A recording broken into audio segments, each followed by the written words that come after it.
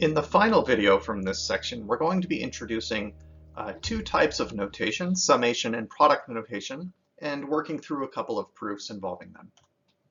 So suppose we have a sequence a sub n.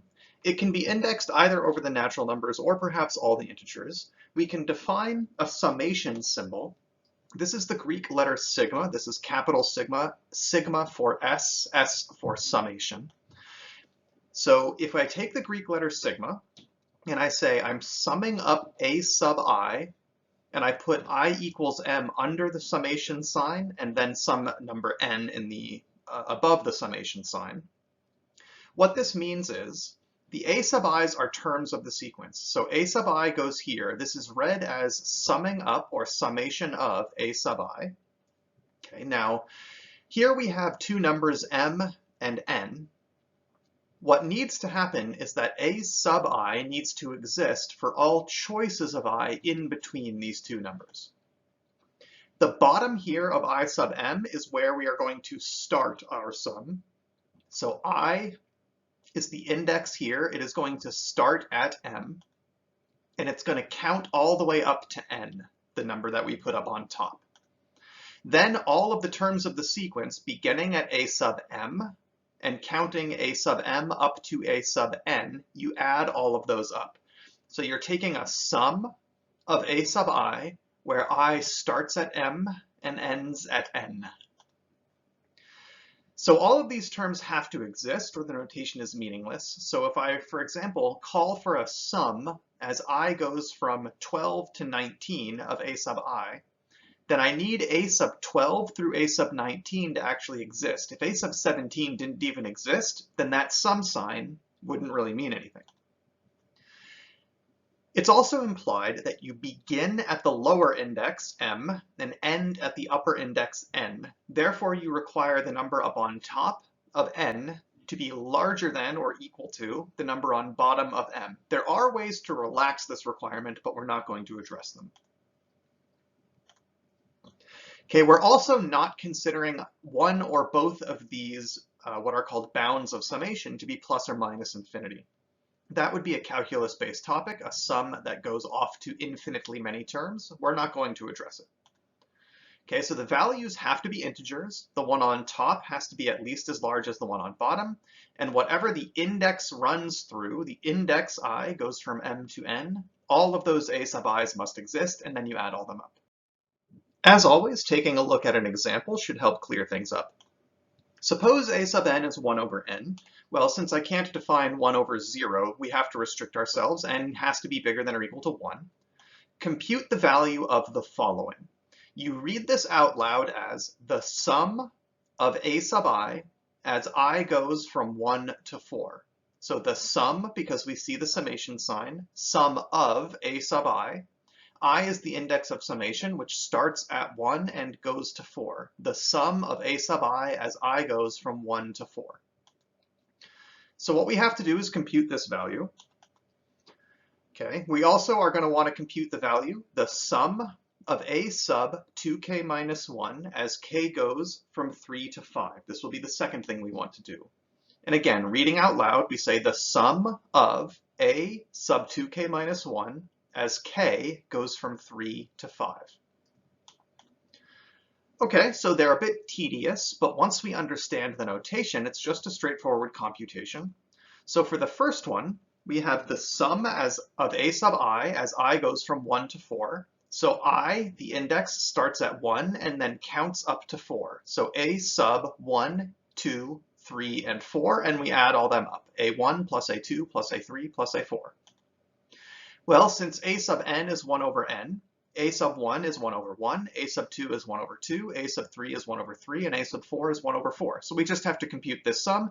It's now just a matter of tedious computation. It works out to be 25 over 6 once you simplify it down. Okay, what about this second problem, the sum as k goes from 3 to 5 of a sub 2k minus 1? Well, here, k is going to start at 3 and count up to 5. Well, when k is 3, 2 times k minus 1 would be 2 times 3 minus 1, or 5. So the first term is a sub 5. When k is 4, a sub 2k minus 1 is a sub 2 times 4 minus 1, or a sub 7. So that's the second term that we add up. When k gets to 5, that will be the last term. And we have a sub 2 times 5 minus 1, or a sub 9. So a sub 5 plus a sub 7 plus a sub 9. And we're using the same sequence, 1 over n. So a sub 5 is a fifth, a sub 7 is a seventh, a sub 9 is a ninth. And once you add all these up and find the common denominator, you'll get 143 over 315. So that's how you work through this notation. We can also define something called product notation. Now, summation notation used the Greek letter capital sigma to stand for sum. In product notation, we're going to use the Greek letter pi to stand for product. Now, not the pi that represents the ratio of a circle's circumference to its diameter, rather capital pi, which looks like this. This is the capital version of the lowercase letter pi. But the notation is essentially the same. All the terms have to exist, beginning with a sub m and counting up to a sub n, but you don't take the sum of all of those terms. Instead, you take their product. Okay? It's not as commonly used. Summation notation comes up a lot more frequently than product notation, but because it's not really any more complicated to define, we may as well go ahead and introduce it. So let's look at an example of computing something using product notation. All right, we would say this as the product as I goes from 2 to 5 of I plus 1 over I plus 3. So we begin with I equals 2, and we get 2 plus 1 over 2 plus 3, or 3 over 5. When I equals 3, we get 4 over 6. When I equals 4, we get 5 over 7. And when I equals 5, which is the last term, we get 6 over 8. And then we multiply all of those together. We take the product. 3 over 5 times 4 over 6 times 5 over 7 times 6 over 8. And once you simplify it all down, this is 3 over 14. So it's very similar to summation notation. It's just a product instead of a sum. It's worth pointing out that factorials can be represented through product notation. Okay? Factorials are just the product of all of the integers up to a given point. So 4 factorial is 1 times 2 times 3 times 4. 8 factorial is 1 times 2 times 3 times 4 times 5 times 6 times 7 times 8. In other words, it's the product beginning at 1 and working up to n of all of the integers. The exception, however, is that 0 factorial was defined to be 1. Note, if I let n equal 0, this number would be smaller than the starting index of 1, so the notation would not really work according to our conventions. Okay, I have mentioned there are ways to get around that.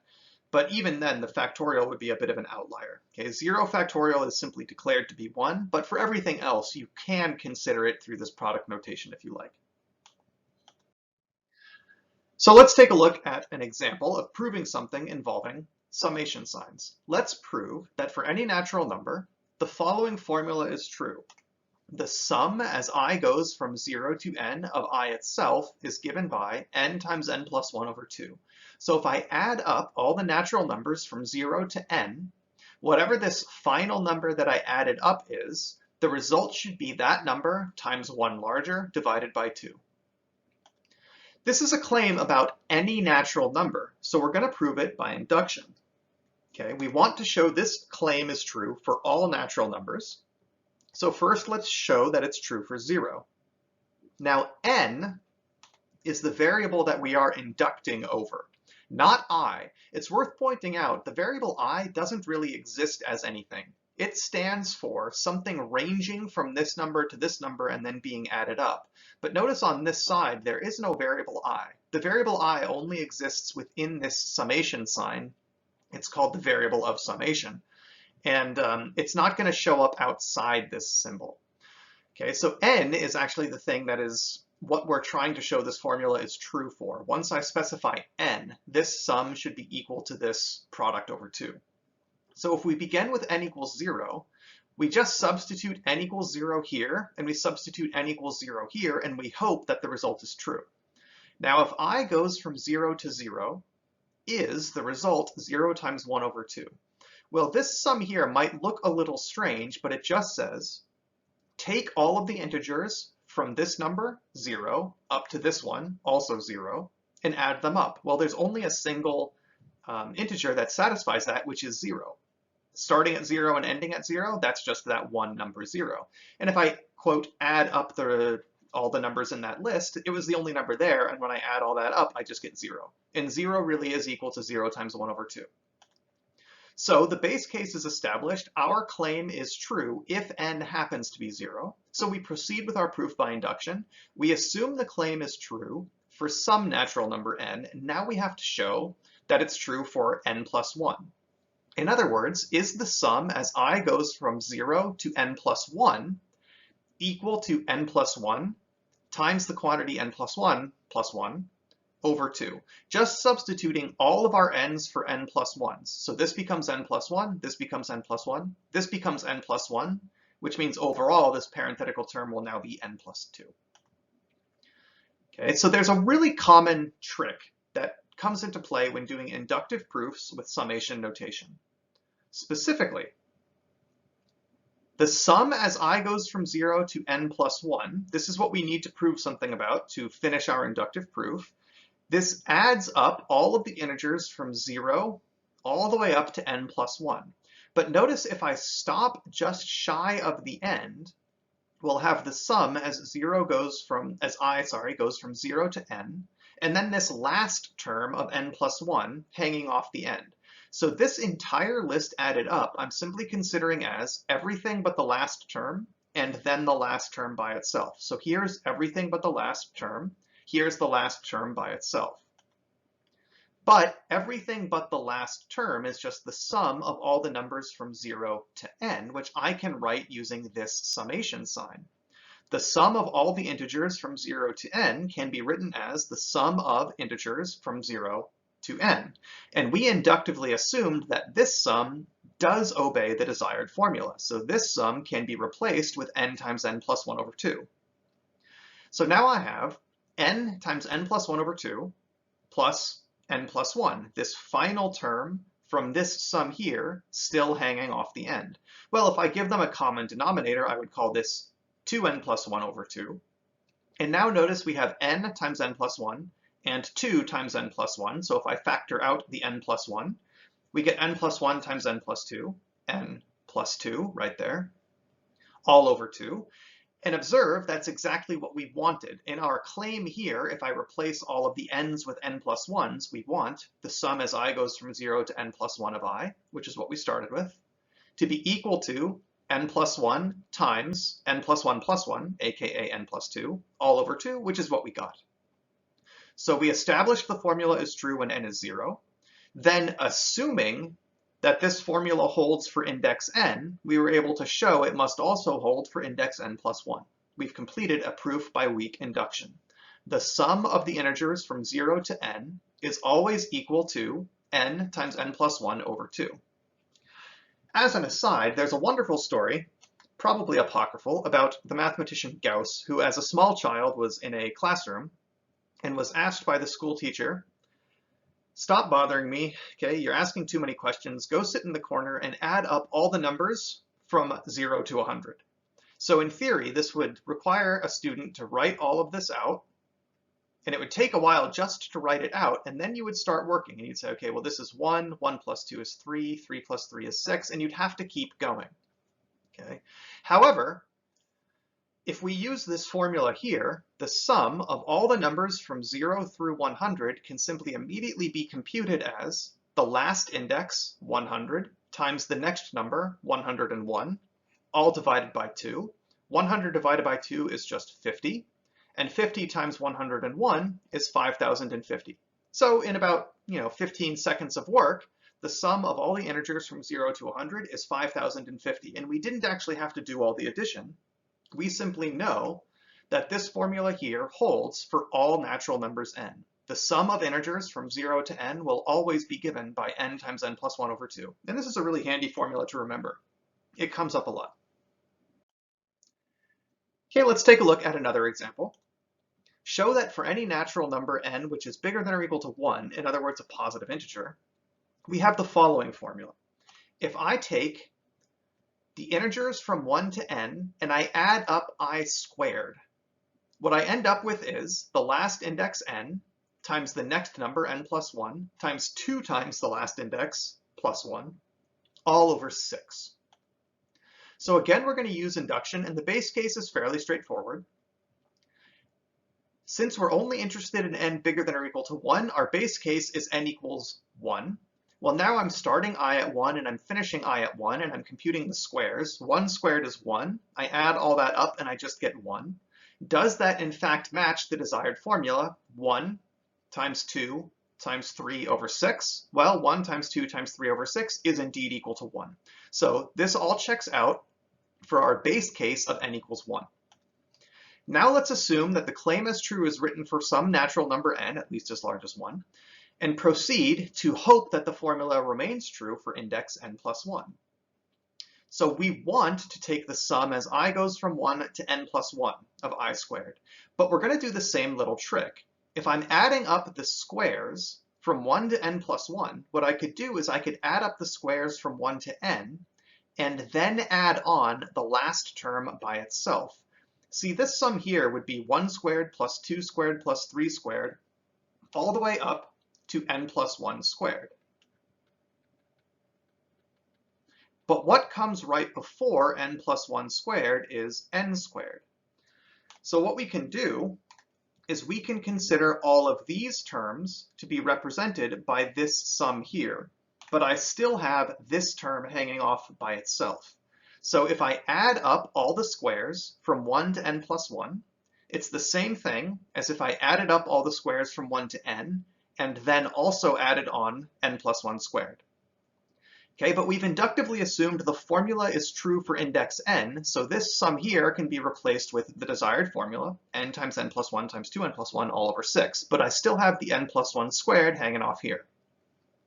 But now the trick is just to do the relevant arithmetic to get to the desired result. Now what is the desired result? Well, if I replace all of my n's with n plus 1's, we would get this.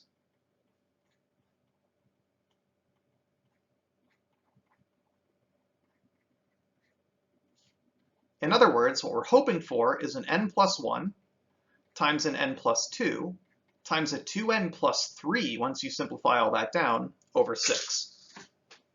That's what we would like this all to work out to. What we happen to have so far is all of this. Now observe that to simplify these two terms, I want a common denominator, which will be 6, and we're hoping to get a denominator of 6, so that's good news. Okay. n plus 1 squared is just n squared plus 2n plus 1 once you FOIL it out. And if I just multiply all that by 6, we get 6n squared, 12n, and 6. So now I have a common denominator of 6, and we can combine like terms. Well, the only cube I have is here. I have 3n squared and 6n squared gives me 9n squared. I have n and 12n, which gives me 13n. And I have a 6 hanging around all by its lonesome, which is in fact equal to, if you FOILed out, n plus 1 times n plus 2 times 2n plus 3. Okay, on a bit of scrap paper, if you FOIL all of this out, you should be able to verify you do indeed get 2n cubed plus 9n squared plus 13n plus 6. And as remarked up here, that's exactly the formula we wanted to get out. So we showed that the claim was true for index 1. And if it's ever true for n, it must be true for n plus 1. Therefore, we've completed a proof by induction that this formula always holds. So if you're now playing the role of the precocious Gauss, your teacher has been frustrated by your ability to quickly add up the numbers from 1 to 100. They might say, well, now add up all of the squares from 1 to 100. So 1 squared plus 2 squared plus 3 squared all the way up to 100 squared. In other words, 1 plus 4 plus 9 plus 16 plus 25 all the way up to 100 squared, which is 10,000. Rather than actually adding up all these numbers, which would genuinely take quite a long time, you could simply say it must be equal to, let's refer to the formula, the last index, the last number that we plugged in here, that number plus 1, and twice that number plus 1, all over 6. So the last index was 100. 1 larger than that is 101. 2 times 100 plus 1 is 201, and I divide this all by 6. So now, whatever this result is, that's the sum of all the squares from 1 to 10,000. Okay, we can actually quickly compute this. 6 is 2 times 3, 2 goes into 100, leaving behind a 50, 3 goes into 201, leaving behind a 67. So 50 times 101 we already saw was 5,050. So we just need to compute 5,050 times 67. So whatever that result is, that will be the sum of all the squares from 1 to 10,000. We'll close with another look at the Fibonacci numbers. Okay, the Fibonacci's were recursively defined, given by f sub 0 is 0, f sub 1 is 1, and past that point, any Fibonacci is equal to the previous Fibonacci number plus the one before that. Show that for all natural numbers, the sum, as I goes from 0 to n, of f sub 2i is equal to f sub 2n plus 1, where this n is the same as this last index here, minus 1. Okay, so for example,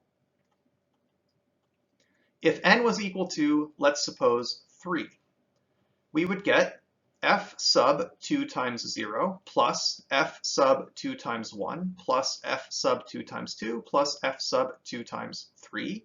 In other words, f0 plus f2 plus f4 plus f6 is hopefully equal to f sub 2 times 3 plus 1 minus 1, aka f sub 7 minus 1. So what this is showing is that the sum of the first n even indexed Fibonacci numbers is the next odd indexed Fibonacci number minus 1. Okay, so what we have to do is a proof by induction, unsurprisingly, right? The appearance of the Fibonacci numbers, because the recursive formula is two-step, makes you think that perhaps a strong inductive proof is necessary. Well, as it turns out, the summation sign kind of overrules that. Summation signs very frequently yield to weak inductive proofs. So let's establish a base case of n equals 0. Well, if I replace n equals 0 here and here, we're trying to show that the sum as I goes from 0 to 0 of f sub 2i is equal to f sub 1 minus 1. Okay, so we have that here. We're hoping to get out f sub 1 minus 1. Well, the only index between 0 and 0 is f sub 0. 2 times 0 is just 0, so I only end up with f0. F sub 0 is simply declared to be equal to 0. Is that actually equal to f1 minus 1? Well, f1 was declared to be 1, and yes, 1 minus 1 is 0. So in the specific case of n equals 0, our desired formula holds true. Our base case is established. So now let's assume that exactly as written, this claim holds for some n. And let's see what happens when I go to index n plus 1. Okay. And as an aside, let's see what our claim would look like if I replace all of our n's with n plus 1's. Well, here, I would have an n plus 1 up here. And what's my subscript here going to be? A lot of people would reflexively say, increase it by 1 and get 2n plus 2. That's not what happens. We have to replace n with n plus 1. So this is actually going to be 2n plus 3 minus 1. Okay, so this is now what we need to establish. If I assume this is true, can we show this is true? Okay, so here's where we start.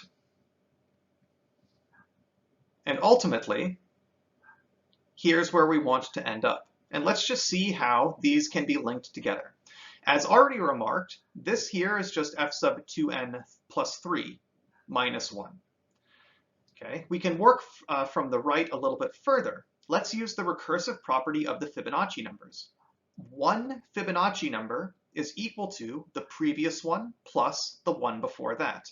If this is index 2n plus 3, the previous index is 2n plus 2, and the index before that is 2n plus 1. So this substitution is just using the recursive definition of the Fibonacci numbers. Okay, now let's take a look at the left side. Here's the summation we want to begin with, and we're going to do the same old trick.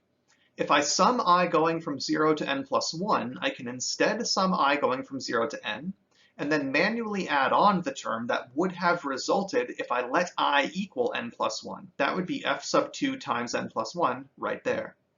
Okay. Now, our inductive hypothesis is that this sum is definitely equal to this difference, and if we just distribute 2 times n plus 1, we get this right there.